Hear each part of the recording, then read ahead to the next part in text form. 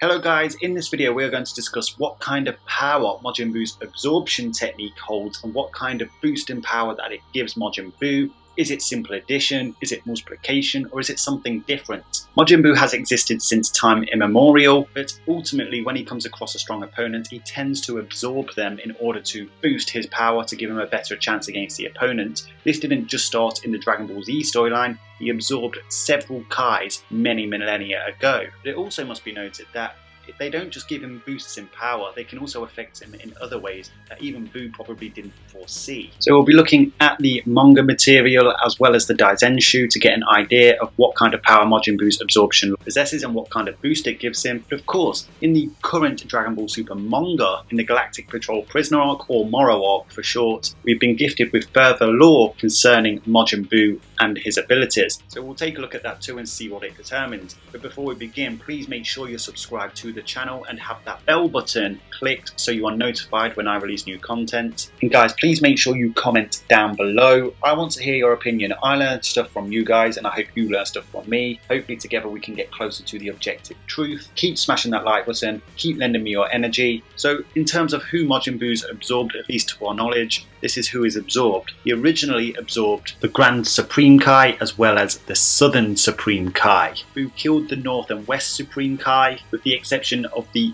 East Supreme Kai, which of course is Shin, the current Supreme Kai of Universe 7. Not to be confused with the regular Cardinal Kais, which is North Kai, South Kai, East Kai and West Kai. These are Supreme Kais. At one point in time during Universe 7's timeline, there were multiple Supreme Kais. Of course, they were led by the Grand Supreme Kai, who we're now starting to see in the Moro arc, of course via Buu. Now, it's never really stated throughout the narrative what exactly occurs during Buu's absorption, what it is, whether it's addition, whether it's multiplication, whether it's some other kind of power up, but there are bits of information here and there. And then of course moving on to more current events in the Buu arc, Buu absorbed the likes of Gotenks, Piccolo, and eventually Ultimate Gohan. Now in the manga throughout the story we don't actually get any indication of how powerful Buu's absorption is, we just know that he narratively gets stronger. But there are tidbits of information here and there that may give us an idea on what Buu's absorption power is. The Daizenshu states this concerning absorption and Majin Buu. So this lists two people that are capable of wielding absorption. Of course, they are Cell and Majin Buu. So this is what it states: a technique where you absorb particular beings, making them into your own power. The first person to use this technique was First Form Cell. At that time, Cell powered up by absorbing the life energy of Ginger Town's citizens. In Cell's case, he absorbs people's energy through the needle-like portion at the end of his tail. On the other hand, Majin Buu's evil's absorption is completely different than Cell's. As opposed to Cell, who only acquired the power of those he absorbed, Majin Buu was also able to acquire the techniques of those he absorbed.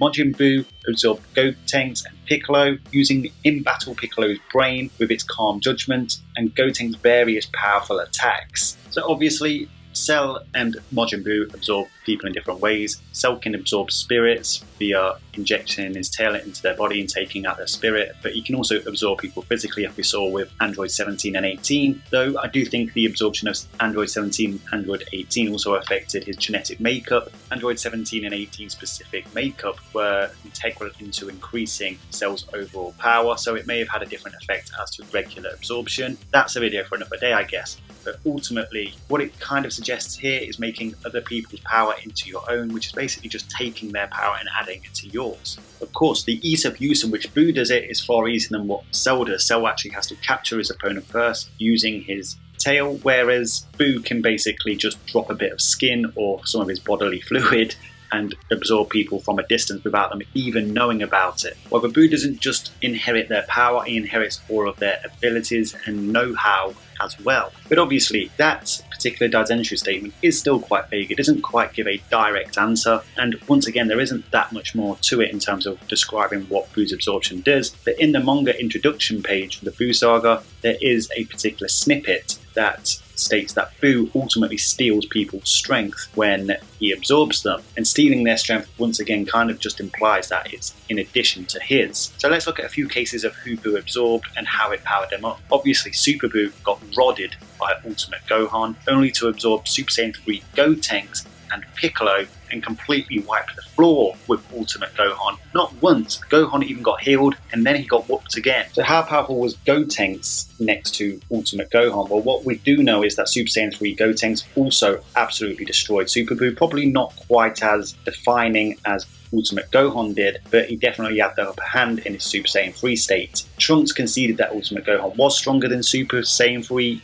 Gotenks, but by the words of Goten, it's only by a tiny bit. But make of it what you will, upon absorbing Super Saiyan 3 Gotenks, like I said, Butenks wipes the floor with Ultimate Gohan. So if we take Goten's words that Ultimate Gohan was slightly stronger than Super Saiyan 3 Gotenks as a fact, then obviously adding Super Buu's power to Super Saiyan 3 Gotenks' power, as well of course Piccolo's, would obviously far surpass Ultimate Gohan, and of course that is what we saw in the fight between Butenks and Gohan. Of course, he would defuse inside Buu, and Buu would return to Piccolo, who Goku states that Ultimate Gohan can take out, but ultimately he absorbs Gohan and becomes Buuhan, of course the strongest Buu that we know of, and basically Goku has to fuse with Vegeta, of course using Potara Fusion. Now we know that Potara Fusion involves multiplication, and because it far outstrips Buu's level of absorption power growth. Take it this way, Super Buu was stated by Goku himself to surpass both him and Vegeta at their most powerful, so that would have been Super Saiyan 3 Goku and Super Saiyan 2 Vegeta, but Goku conceded that they wouldn't be able to take Buu out, they'd die if they went out there like that. Add Gohan to the mix and they far outstrip obviously Goku and Vegeta, but even despite those two fusees being more powerful than Goku and Vegeta, Potara Fusion and the multiplication that comes with it allowed Vegeta to surpass Buu. Now, it isn't quite clear whether he surpasses him with base alone. We know that base Vegito, according to the Daizenshu, is beyond even Super Saiyan 3 Goku, so it's quite possible that it could be closing in on Buuhan's level of power, but upon turning Super Saiyan, he washed Buu completely, literally drawing out the fight so that he would get absorbed so he could save his sons. Of course, with the level of power Vegito had, he used a barrier technique which ultimately stopped him from being absorbed into Buu properly, but he was on the inside of Buu where he freed all the other absorptions, including Majin Buu, which ultimately made Buu revert back down to his original self, of course, also known as Kid Buu, Pure Buu, Evil Buu. But during that process we saw something interesting. We saw him turn into the South Supreme Kai version of Majin Buu, and during this particular time, Goku stated that his ki was getting bigger than what it was against Super Buu, who Goku conceded that him and Vegeta wouldn't be able to beat, which takes us back to the time where Kid Buu absorbed the Supreme Cardinal Kais. So basically the Supreme Kai tells us that Kid Buu killed the North and West Kai, but the strongest was the South Supreme Kai, and ultimately he gave Buu enough of a fight for Buu to choose to absorb him. And that was the version that we just spoke about, the really strong version, the version that Goku said his ki was getting bigger, and obviously the version that is on the thumbnail to this video. And then obviously the Grand Supreme Kai got absorbed, and that ultimately brought him under control because of the Grand Supreme Kai's gentle nature. But that brings into the other aspects of Buu's absorption, is that the personalities of his absorptions can affect the way what the older Kai says is that Buu is the first most difficult one. Difficult doesn't necessarily mean strongest, and the Supreme Kai says yes, he's lost the soul that he gained, obviously those being from the Supreme Kais and its absorptions. This Buu is evil incarnate. Acts, of course, pure Buu just acts on instinct. He has no filter, and that's why he is the most dangerous. He isn't the strongest, but he is the most dangerous. Whereas somebody like Super Buu or Buuhan may hold back for certain reasons and use logic in their decision making, Kid Buu doesn't have any of that. Of course, fast forward to the battle on the Supreme World of the Kais, Goku believed that he could defeat Kid Buu using Super Saiyan 3 at full power, and obviously we saw a feat where Goku completely overpowered Kid Buu with a Kamehameha, and obviously the narrative took steps to explain why Goku didn't defeat Kid Buu, because obviously his mortal body was what couldn't handle the Super Saiyan 3 transformation. Of course, in the Dragon Ball Super manga, in the Moro arc, we find out that the South Supreme Kai and Grand Supreme Kai were able to fight on par with somebody like Moro, a young Moro. Of course, we also found out that, of course, that Majin Buu also attained the god power that the Grand Supreme Kai had, basically the Grand Supreme Kai's magic. But of course, if somebody has been absorbed for a long time like the Kais, where they eventually become part of the makeup, Mirrors and the Galactic Patrol have a technique to bring out the personality of one of those absorptions